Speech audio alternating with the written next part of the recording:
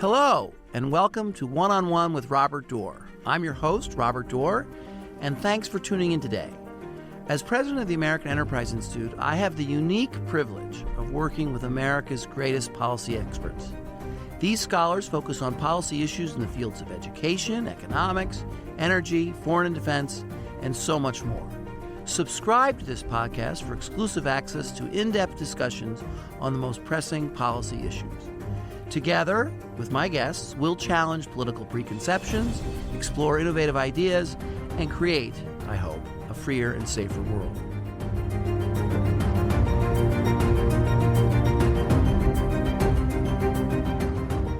Joining us today is Dan Cox. Dan is the director of AEI's Survey Center on American Life and a resident scholar at AEI, and I've gotten to know him pretty well over the last few years, and it's been a great joy. He's probably, we haven't done a statistical analysis of this, but he's certainly in the top 10% of most cited and mentioned AEI scholars, and that's because you do all this really interesting work that people are fascinated by. And the great thing about it is it's only a little bit about politics and policy. It's more about life and how people are feeling and what's going on in their relationships. Is that fair? You sometimes go beyond just policy things? Well, Mostly, I would say, yeah. Most of our work is non-political, although we always find ways to tie it back to politics, or someone else does. Okay. Well, we're going to find a way to tie it back to politics at the end of this conversation, but we're going to start out with the finding that I've been particularly interested in because I have Gen Z children, and here at AEI with all the young research assistants and other young staffers, we're surrounded by Gen Z people, and it appears from your work that there's a problem in Gen Z between the sexes. Men and women are not seeing the world. Now, they've never always seen the world the same, but right. they're seeing the world even less the same. Is that true? What's going on between men and women and Gen Z? So this is part of a larger project I'm working on, trying to understand, what's happening between young men and young women. We're seeing on a host of different attitudes, some divergence on their politics. Young women are becoming increasingly liberal. Young men are not. And when you say young, we're talking about what age group? 18 to 29 is sort of the typical definition. If we're talking Gen Z, it's 18 to 27, so we kind of use them interchangeably. But this kind of pattern is emerging among people under 30. Okay. And you look at like feminist identity, 61% of Gen Z women identify as feminists. It's 43% of Gen Z men. Well, just stop there. What do you think? What is your survey finding? What does feminist mean? What does it mean to be identified as a feminist? It's a little different than it used to be, seems to me, but is it a little more hostile toward men than it was in the past? Well, I think that's exactly what's happening, right? That young men are seeing in feminism that it's not simply lifting up women and ensuring parity and equality between the sexes. It's about keeping men down and helping women in the kind of zero-sum environment. So if women are gaining, men are invariably losing. And I think that is coming through in a lot of ways on a lot of these different questions. So you're seeing whether it's abortion and reproductive issues, or feminist identity, there's a growing divergence between young men and young women. And the divergence, as I read it in your writing, is the young women are viewing men as bad or not mature or sexist or dangerous or problematic. Where does this come from? Yeah, it's complicated. So there's some work that compared attitudes of young men in the 1970s to young men today, and young women today are more likely to say they've experienced discrimination or harassment when we know, over the course of 40, 50 years that almost by any measure, incidences of harassment have decreased offline. But what's happening online, I think, is a big part of the story. So there was a recent Pew report that found that the incidence of sexual harassment online had doubled over the last 5 or 6 years, with young women being on the receiving end to most of it. Well, we'll get to the social media components of this or influences of this, but let's stick with the popular culture for a second. Don't you have some finding that indicates that the sort of Me Too movement and the publicity surrounding very high-profile sexual harassment cases has influenced women's attitude toward men in general in a more negative way than you would expect? Is that right? Is that what you're saying? Yeah, so there's like two sides to the Me Too movement. I think there's a big part to be celebrated is the empowerment of women to talk about their experiences and find solidarity. One really fascinating finding in our poll was that we found that young women are much more likely to sort of share these feelings with other women. So what happens to women in general, they believe, impacts them. So there's this feeling of solidarity, and I think that can be positive.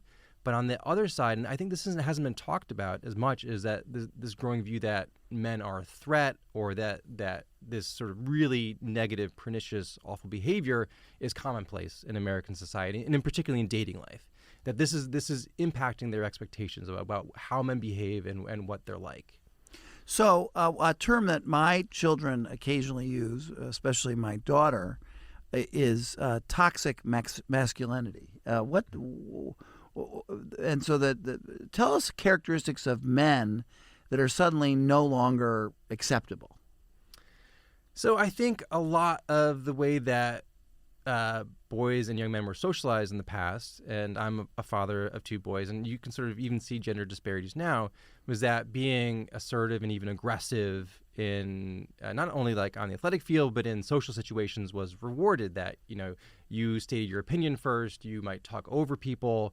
But that now is viewed, whether, we're calling these things mansplaining or manspreading, which is when men sit on like public transit and spread their legs and take up more room. That these things are now really problematic.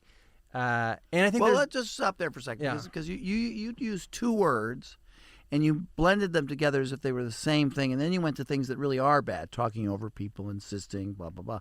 But assertive is a word. Is a characteristic, it's a quality, and aggressive is another one.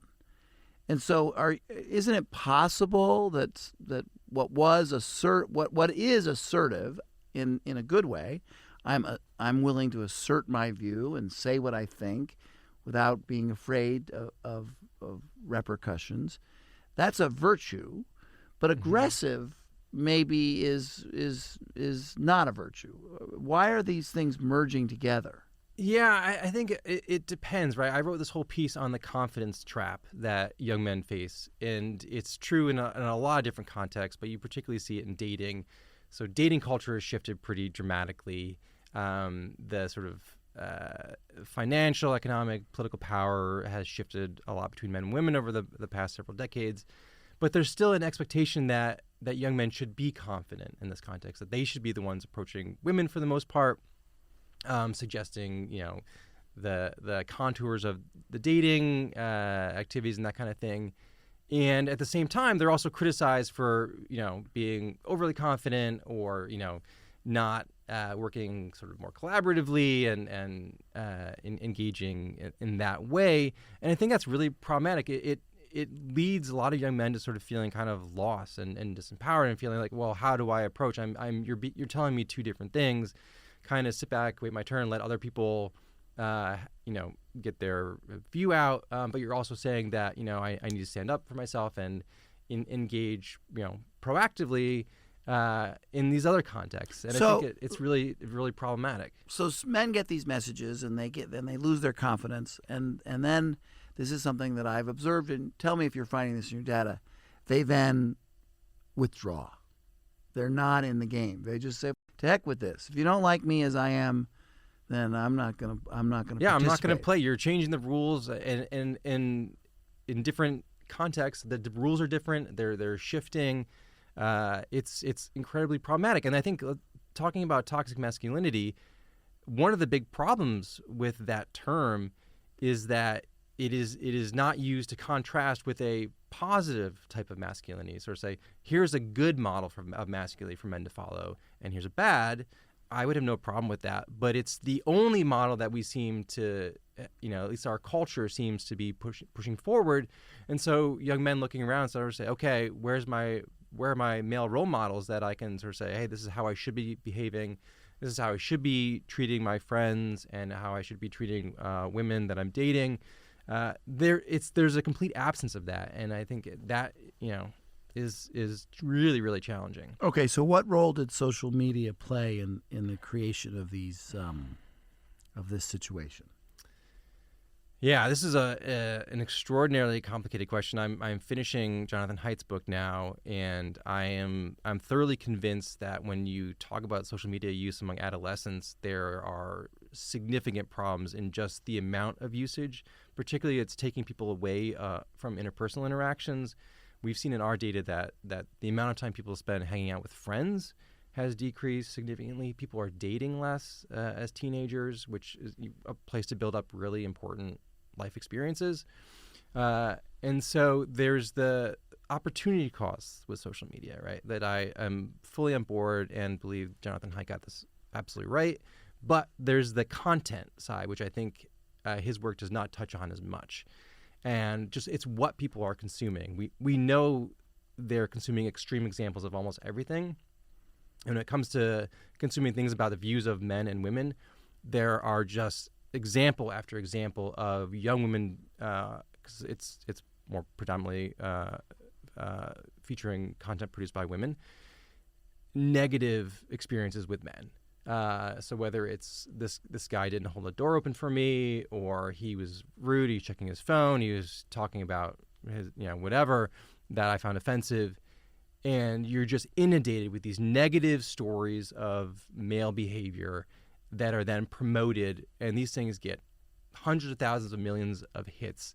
And there are actually content creators, influencers, whose sole purpose is to push this kind of content, to create it and push it out to her millions of followers.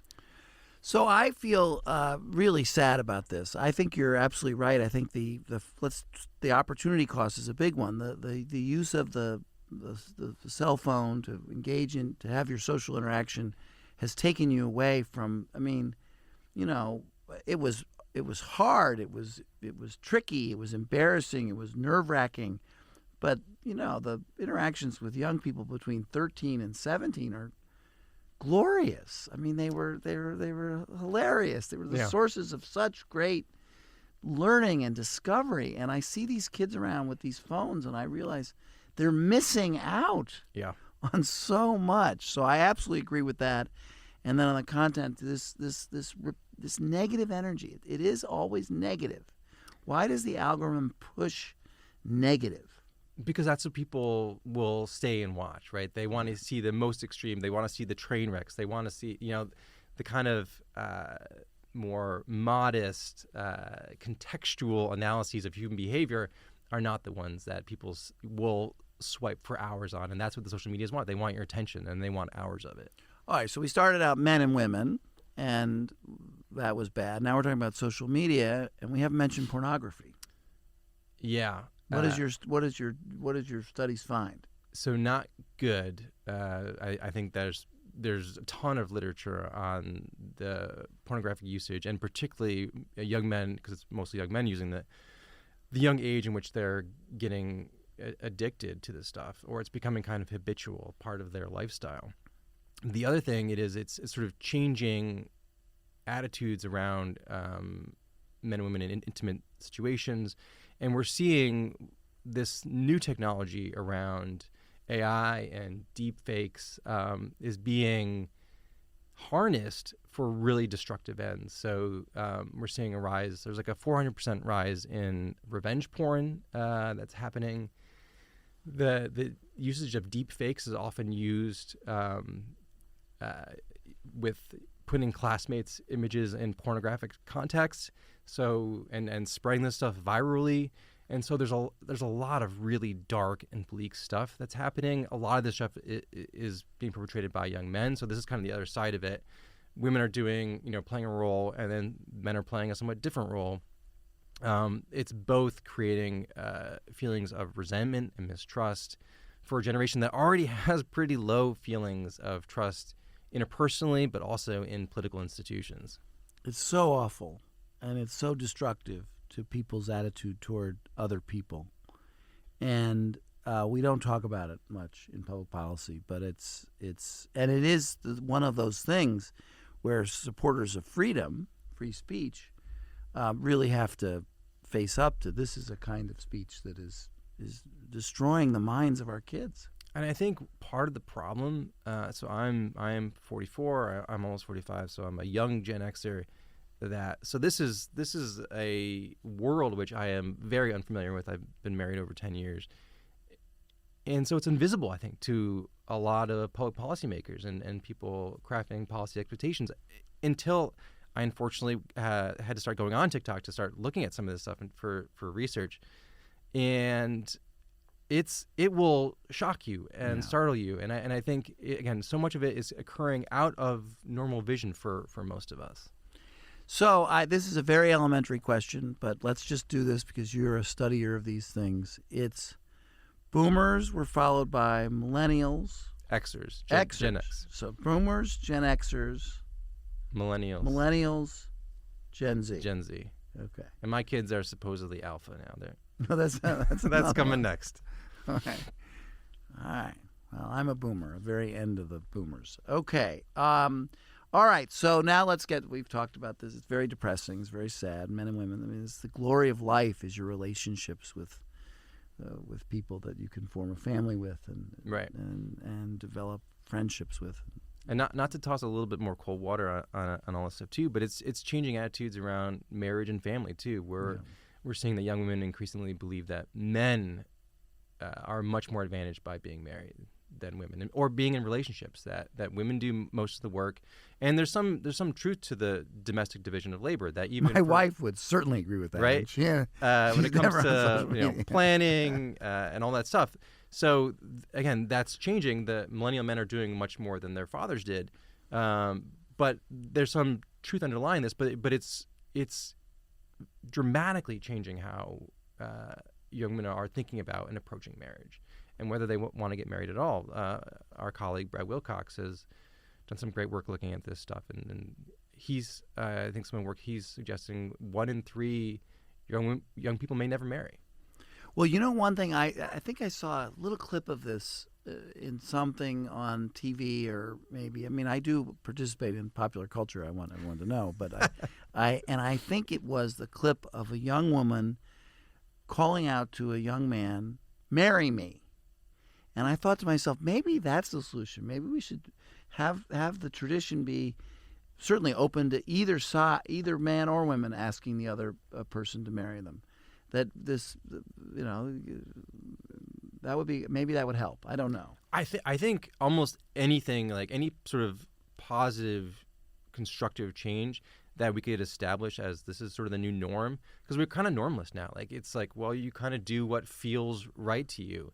And so when people are looking around for models, like, how should I, proceed through life?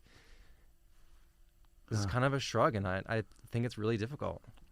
Boy, oh boy, oh boy. When I was young, and this was a long, long time ago, so I'm 63, and my mother would notice that this was in the 70s, that there was becoming an openness and a more openness, let's just say, about sex and given compared to where we are today, this was little stuff.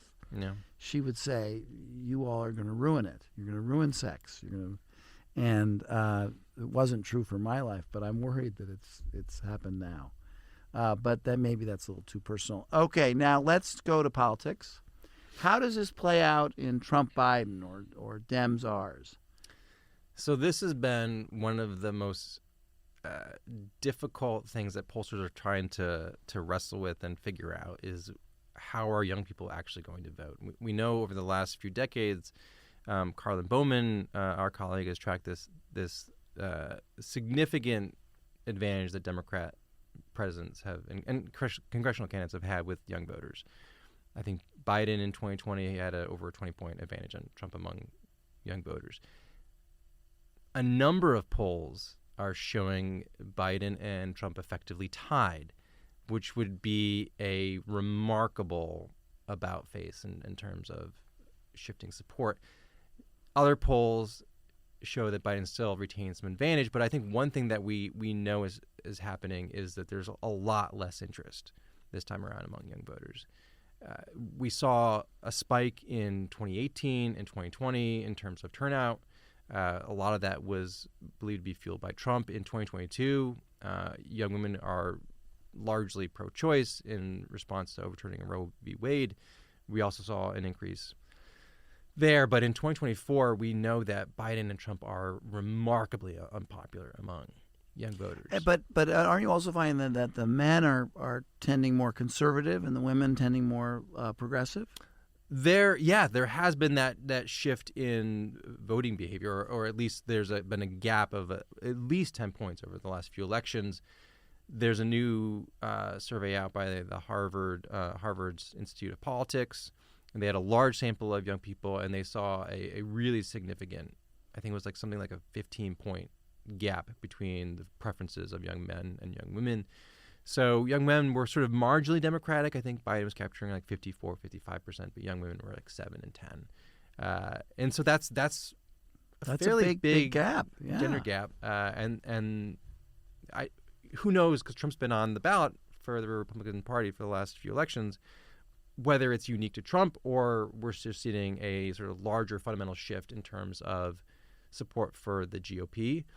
One thing that's really important to note, and it's where some folks have pushed back against some of the stuff that I've written, and I've sort of said there's definitely some nuance here, is that when it comes to issue positions, young men are still more to the left than older men on gay marriage, on views of wanting more active government. But I think what's happening is that the Republican Party and conservatives in general, are more actively talking about the welfare of men, and particularly young men, whereas the Democratic Party and folks on the left are more strongly advocating kind of exclusively for young women. In fact, if you go on the Democratic Party's website, they mention 16 different constituencies of groups that they're advocating for, they're fighting for.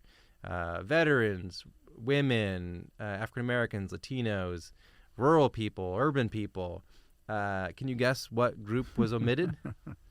Men. There's no mention of men there, which I find kind of astounding. But I think it's kind of emblematic of the approach that the more gendered approach that the parties are taking.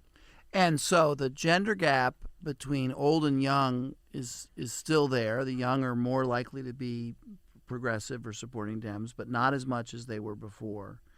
That's the generational gap. Mm-hmm. And the gap between men and women, which was always was this thing where ours did better with men than since these. at least the 80s. And now you're saying it may be getting worse, okay, maybe more dramatic. I think the gender gap could overall increase, but also among young people. If you just look at the way Trump's run his campaigns and the policies that he's promoted, and I think he's trying to find a way to walk this fine line on abortion, which there's a significant gender gap on views of abortion. In 2022, it was the most important issue for young women. So I think he's trying to he's recognizing that as a potential challenge and trying to find a way to talk about it. Well, we'll see how this all works out as the campaign progresses. Maybe we'll get you back to talk about when we get closer to election time. I'd love that. And but for now, listeners, Dan Cox, the director of AEI's Survey Center on American Life and a resident scholar here with us. We're very proud to have him. And I do urge all of you to read his writing because he's often way ahead of everybody else. Thanks very much. Thank you, Robert.